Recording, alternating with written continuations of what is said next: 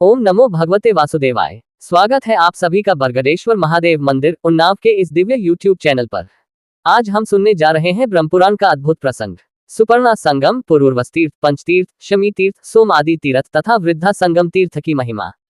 अध्याय 47। ब्रह्मा जी कहते हैं, इसके बाद सुपर्णा संगम तथा काद्रवा संगम नामक तीर्थ हैं, जहां भगवान महेश्वर गंगा के तट पर स्थित हैं। वहीं अग्निकुंड, रुद्रकुंड, विष्णुकुंड, सूर्यकुंड, सोमकुंड, ब्रह्मकुंड, कुमारकुंड तथा वरुण कुंड भी है। उस स्थान पर अप्सरा नाम की नदी गौतमी गंगा में मिली है। उस तीर्थ के स्मरण मात्र से मनुष्य कृतकृत्य हो जाता है। वह सब पापों का निवारण करने वाला है। उससे आगे पुरूरवस नामक तीर्थ है। उसके दर्शन की तो बात ही क्या, स्मरण मात्र से ही पापों का नाश हो जाता है। एक समय राजा पुरूरवा ब्रह्मा जी की सभा में गए। वहां देव नदी सरस्वती ब्रह्मा जी के पास बैठी हंस रही थी। उस रूपवती देवी को देखकर राजा ने उर्वशी से पूछा, ब्रह्मा जी के पास ये रूपवती साध्वी स्त्री कौन है? ये तो सबसे सुंदरी युवती है और अपने सौंदर्य के प्रकाश से इस सभा को उद्दीप्त कर रही है। उर्वशी ने कहा, ये कल्याणमयी ब्रह्म कुमारी देव नदी सरस्वती है। ये प्रतिदिन आती जाती रहती है। ये सुनकर राजा को बड़ा विस्मय हुआ। उन्होंने उर्वशी से कहा, इसको मेरे पास बुला लाओ। उर्वशी ने जाकर राजा का संदेश सुना दिया। सरस्वती ने स्वीकार कर लिया तथा अपनी प्रतिज्ञा के अनुसार वह पुरूरवा के पास आई। राजा ने सरस्वती नदी के तट पर उसके साथ अनेक वर्षों तक विहार किया। ये देख मैंने सरस्वती को शाप दे दिया। मेरे शाप के कारण वह मृत्युलोक में कहीं लुप्त हो गई है और कहीं दिखाई देती है। जहां सरस्वती नदी गंगा में मिली है, वहां पहुंचकर राजा पुरूरवा ने तपस्या की और महादेव जी की आराधना करके गंगा जी के प्रसाद से संपूर्ण अभीष्ट प्राप्त कर लिया। तब से उस स्थान का नाम पुरूरवस तीर्थ, सरस्वती संगम और ब्रह्मतीर्थ पड़ गया। वहां सिद्धेश्वर नाम से प्रसिद्ध महादेव जी रहते हैं। वह तीर्थ समस्त कामना उनको देने वाला है। उसके सिवा सावित्री, गायत्री, श्रद्धा, मेधा और सरस्वती ये 5 पुण्य तीर्थ हैं। वहां स्नान और जलपान करने से मनुष्य सब पापों से मुक्त हो जाता है। ये 5 मेरी कन्याएं हैं, जो नदी रूप में परिणत हो गई हैं। जहां वे भगवती गंगा से मिली हैं, वहीं 5 तीर्थ हैं। वे 5 नदियां और सरस्वती पवित्र तीर्थ हैं। मनुष्य उनमें स्नान, दान आदि जो कुछ भी करता है, वह सब अभिलषित वस्तुओं को देने वाला तथा नैष्कर्म्य से भी बढ़कर मोक्ष का साधक माना गया है। शमी तीर्थ के नाम से जिसकी प्रसिद्धि है, वह भी सब पापों की शांति करने वाला है। नारद, उस तीर्थ की कथा सुनाता हूँ, सावधान होकर सुनो। पूर्व काल में प्रियव्रत नाम से प्रसिद्ध क्षत्रिय राजा हो गए हैं।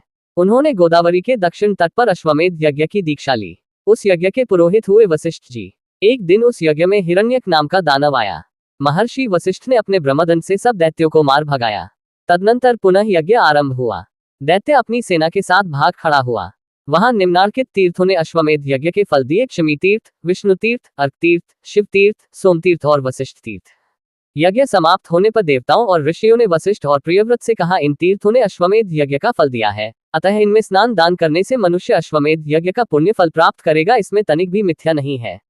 मुने, गौतमी में एक स्थान पर अनेक नद नदियां मिली हैं। उन सबके नाम पर पृथक पृथक तीर्थ हैं।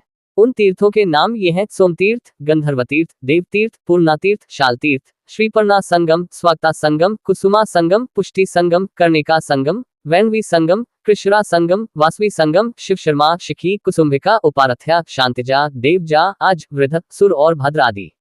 ये तथा और भी बहुत से नद नदीगण गौतमी में मिले हैं। पृथ्वी पर जितने तीर्थ हैं, वे सभी देवगिरि पर गए थे। फिर वे ही क्रमशः गंगा में आ मिले। कोई नदी रूप में था और कोई नद रूप में। किसी का रूप सरोवर के आकार में था और किसी का स्रोत के आकार में। वे ही सब तीर्थ पृथक पृथक विख्यात हुए।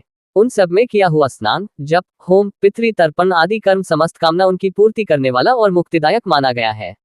जो इनके नामों का पाठ अथवा स्मरण करता है, वह सब पापों से मुक्त हो भगवान विष्णु के धाम में जाता है। वृद्धा संगम नामक एक प्रसिद्ध तीर्थ है, जहां वृद्धेश्वर नामक शिव का निवास है।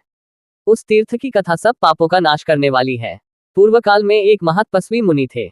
उनका नाम वृद्ध गौतम था। वे जब बालक थे, तब किसी तरह पिता ने उनका यज्ञोपवीत मात्र कर दिया। इसके बाद वे बाहर भ्रमण करने को चले गए। उन्हें केवल गायत्री मंत्र याद था। वे वेदों का अध्ययन और शास्त्रों का अभ्यास नहीं कर सके। केवल गायत्री का जप और अग्निहोत्र नियम पूर्वक कर लेते थे। इतने से ही उनका ब्राह्मणत्व सुरक्षित था। विधि पूर्वक अग्नि की उपासना और गायत्री जप करने से उनकी आयु बहुत बढ़ गई। यो भी उनकी अवस्था अधिक हो चुकी थी, किंतु विवाह न हो सका। कोई उन्हें कन्या देने वाला नहीं मिला। गौतम भिन्न भिन्न तीर्थों, वनों और पवित्र आश्रमों में भ्रमण करते रहे। घूमते घूमते शीत गिरि पर चले गए और वहीं रहने लगे। वहां उन्होंने एक रमणीय गुफा देखी, जो लताओं और वृक्षों से घिरी हुई थी। उसमें एक अत्यंत दुर्बल वृद्धा तपस्विनी रहती थी, उसके सब अंग शिथिल हो गए थे। वह वितरागा ब्रह्मचारिणी थी और एकांत में रहा करती थी। उसे देख मुनिश्रेष्ठ गौतम नमस्कार के लिए खड़े हो गए। वृद्धा ने कहा, आप मेरे गुरु होंगे, अतः मुझे प्रणाम न करें। जिसे गुरु नमस्कार करता है, उसकी आयु, विद्या, धन, कीर्ति, धर्म और स्वर्ग आदि सब नष्ट हो जाते हैं। ये सुनकर गौतम बड़े आश्चर्य में पड़े। वे हाथ जोड़कर बोले, तुम वृद्धा तपस्विनी हो, गुणों में भी मुझसे बड़ी चढ़ी हो। मैं बहुत कम पढ़ा लिखा और अवस्था में भी छोटा हूँ, फिर तुम्हारा गुरु कैसे हो सकता हूँ? वृद्धा ने कहा, आष्टशयन के प्रिय पुत्र ऋद्धध्वज थे। वे बड़े गुणवान, बुद्धिमान, शूरवीर तथा क्षत्रिय धर्म में तत्पर रहने वाले थे। एक दिन वे शिकार खेलने के लिए वन में आए और इसी गुफा में आकर विश्राम करने लगे। यहाँ उन पर एक सुंदरी अप्सरा की दृष्टि पड़ी। उसका नाम सुश्यामा था। वह गंधर्वराज की कन्या थी। राजा ने भी उसे देखा। दोनों के मन में एक दूसरे से मिलने की इच्छा हुई। ऋद्धध्वज ने सुश्यामा के साथ विहार किया। भोगेच्छा निवृत्त होने पर राजा उसकी अनुमति ले अपने घर चले गए।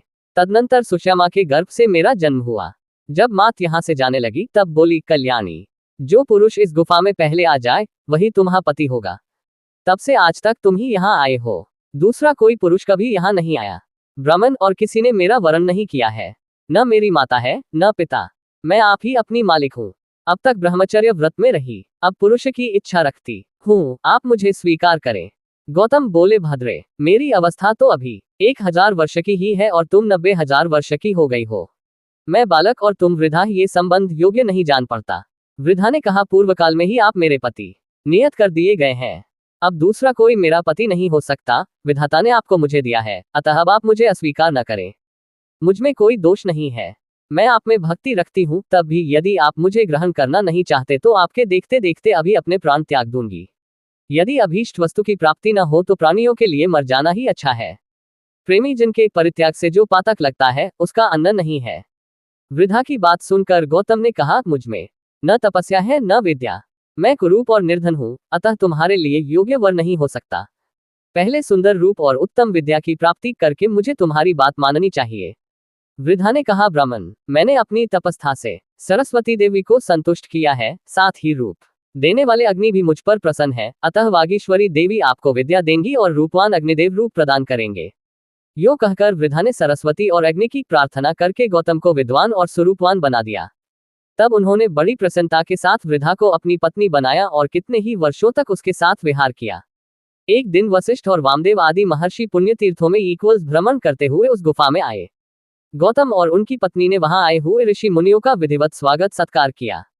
उनमें से कुछ लोगों ने गौतम का उपहास करते हुए पूछा, बूढ़ी माँ, ये तो बताओ, ये गौतम तुम्हारे पुत्र लगते हैं या पोते?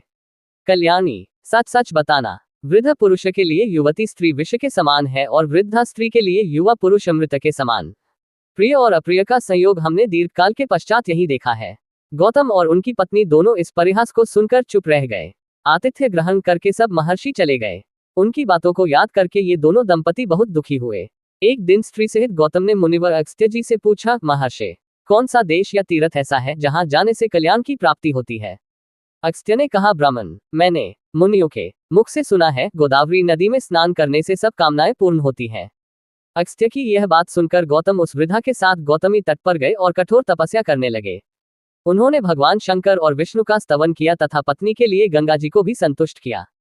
गौतम बोले, शिव, जिनका हृदय व्यथित है, ऐसे पुरुषों के लिए संसार में पार्वती सहित आप ही शरण है। ठीक वैसे ही जिस प्रकार मरुभूमि के पथिकों के लिए वृक्ष ही आश्रय होता है, भगवान श्री कृष्ण आप ही छोटे बड़े सब भूतों के पापों का सर्वथा निवारण करने वाले हैं। जैसे सूखती हुई खेती को मेघ ही सींचकर हरा भरा करता है। सुधामयी तरंगों से सुशोभित गौतमी, तुम वैकुंठ रूपी दुर्ग में पहुंचने के लिए सीढ़ी हो। हम अधोगति में पढ़कर संतप्त हो रहे हैं, माता तुम हमारे लिए शरण हो जाओ। सबको शरण देने वाली गौतमी गंगा गौतम के स्तोत्र से प्रसन्न होकर बोली, ब्राह्मण, तुम मंत्र पढ़ते हुए मेरे जल से अपनी पत्नी का अभिषेक करो, इससे ये रूपवती हो जाएगी। इसके सभी अंग मनोहर होंगे, नेत्रों में भी सुंदरता आ जाएगी तथा ये सब प्रकार के शुभ लक्षणों से शोभा पाने लगेगी। गंगा जी के आदेश से दोनों ने ऐसा ही किया, अतः उनकी कृपा से दोनों पति पत्नी सुंदर रूप वाले हो गए। उनके अभिषेक का जो जल था वह नदी रूप में परिणत हो गया। वृद्धा नाम से ही उस नदी की ख्याति हुई। गौतम ने जो शिवलिंग की स्थापना की वह भी वृद्धा के ही नाम पर वृद्धेश्वर कहलाया। वहीं मुनिश्रेष्ठ गौतम ने वृद्धा के साथ पूर्ण आनंद प्राप्त किया। तब से उस तीर्थ का नाम वृद्धा संगम हो गया। वहां किया हुआ स्नान और दान सब मनोरथों को सिद्ध करने वाला है। यदि आपको हमारे वीडियो ज्ञानवर्धक लगे तो लाइक, शेयर और सब्सक्राइब करना न भूलें, ताकि अधिक से अधिक लोग पुराणों की इस अमृतधारा से जुड़ सकें। अगर ये जानकारी पसंद आए हो तो हमारे चैनल बरगदेश्वर महादेव मंदिर उन्नाव को लाइक, शेयर और सब्सक्राइब करना न भूलें। फिर मिलेंगे नई जानकारी के साथ।